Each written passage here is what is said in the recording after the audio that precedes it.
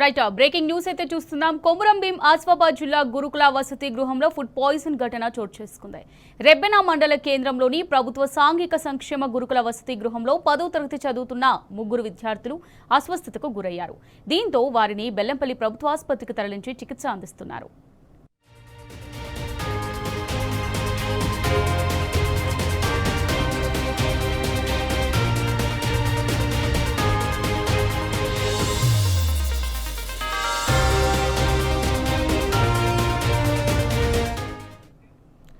Right Komuram Bheem Asifabad జిల్లా గురుకుల వసతి గృహంలో ఫుడ్ పాయిజన్ ఘటన చోటు చేసుకుంది. రెబ్బెన మండల కేంద్రంలోని ప్రభుత్వ సాంఘిక సంక్షేమ గురుకుల వసతి గృహంలో 10వ తరగతి చదువుతున్న 3 విద్యార్థులు అస్వస్థతకు గురయ్యారు. ఇక దీనికి సంబంధించి మరిన్ని డీటెయిల్స్ మా రిపోర్టర్ ఉమేష్ అందిస్తారు. ఉమేష్, మరి విద్యార్థులను బెల్లంపల్లి ప్రభుత్వ ఆసుపత్రికి అయితే తరలించినట్టుగా తెలుస్తోంది. ఇప్పుడు వారి ఆరోగ్య పరిస్థితి ఏ విధంగా ఉంది? అమూల్య, కొమురం భీం ఆసిఫాబాద్ జిల్లా రెబ్బెన మండల కేంద్రంలోని ప్రభుత్వ సాంఘిక సంక్షేమ గురుకుల బాలికల వసతి గృహంలో ఏదైతే 3 విద్యార్థినులకు 10వ తరగతి చదువుతున్న 3 విద్యార్థినులు అస్వస్థకు గురయ్యారు.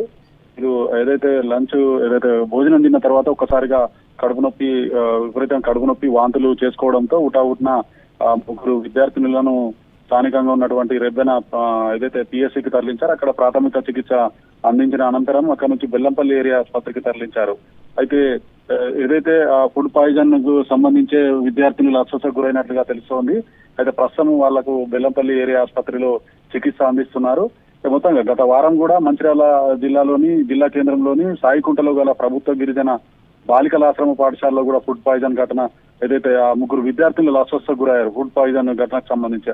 అప్పుడు ఆ వారం రోజులు తిరగక ముందే మళ్ళీ కొమురం భీం ఆసిఫాబాద్ జిల్లాలో రెబ్బెన మండల కేంద్రంలో కూడా ఈ రోజు ఫుడ్ పాయిజన్ ఘటనలో 3 విద్యార్థులు 10వ తరగతి చదువుతున్నారు. వీళ్ళు 3 విద్యార్థులు అస్వస్థ కావడం పట్ల కూడా విద్యార్థి సంఘాల నాయకులు కూడా ఏదైతే ఆగ్రహం వ్యక్తం చేస్తున్నారు. మరోవైపు ఏదైతే వరుస ఘటనతో అటు ప్రభుత్వ గురుకులాలలో చదువుతున్నటువంటి విద్యార్థినుల తల్లిదండ్రులు కూడా తీవ్ర ఆందోళనకు గురవుతున్నారు.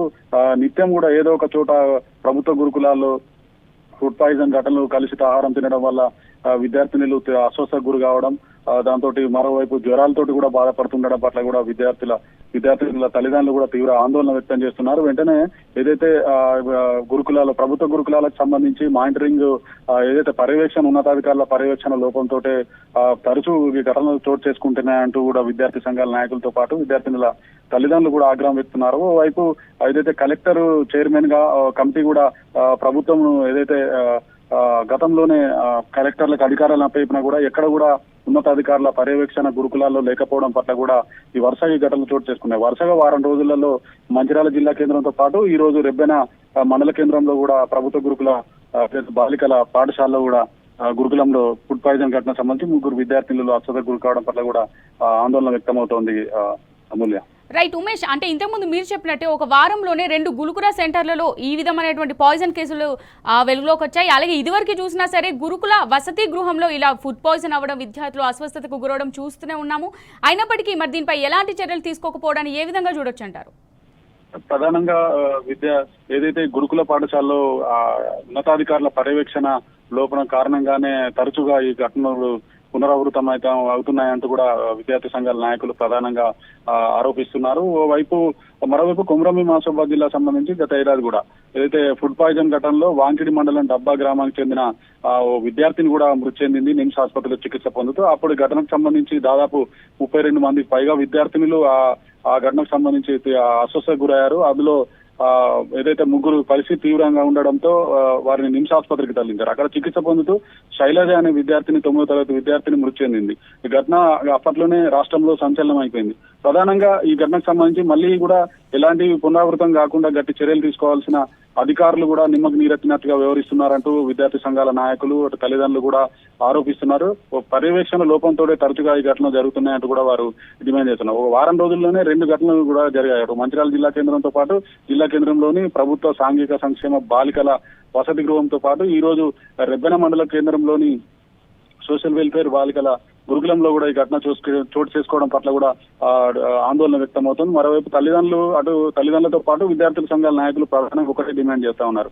ఏదైతే ఉన్నతాధికారుల పర్యవేక్షణ లోపంతోనే తరచుగా ఈ ఘటనలు జరుగుతున్నాయని, ప్రభుత్వం వెంటనే ఏదైతే గురుకులాలకు సంబంధించిన ఇష్యూస్ అన్ని కూడా పట్టించుకోవాలంటూ కూడా ప్రధానంగా డిమాండ్ చేస్తా ఉన్నారు. అమూల్య, గురుకుల యాజమాన్యం ఏం చెప్తుంది? ఇటు తల్లిదండ్రులకు కానివ్వండి, అటు విద్యార్థి సంఘాలు కానివ్వండి, పర్యవేక్షణ లోపం ఇంతకుముందు మీరు చెప్పినట్టుగా మరి దీనికి సంబంధించి యాజమాన్యం ఏం చెప్తుంది, ఏమని సమాధానం ఇచ్చింది?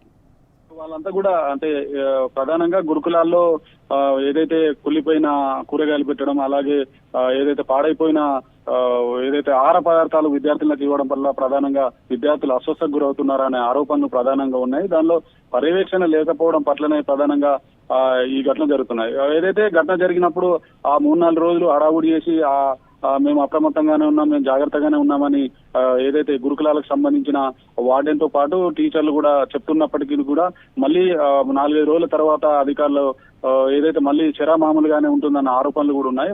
మొత్తంగా కూడా ఓవైపు అధికారుల పర్యవేక్షణ లోపంతోనే ఈ ప్రధానంగా ఈ ఘటనలు చోటు చేసుకుంటాయన్న ఆరోపణలు ఉన్నాయి. Amulya, right, thanks for the updates Umesh.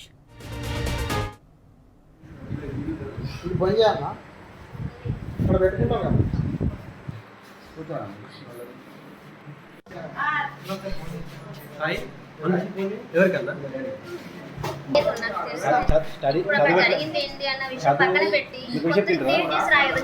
ఏమైందిరా పాప? చదువు ఒక్క నిమిషం. ఎంతమంది?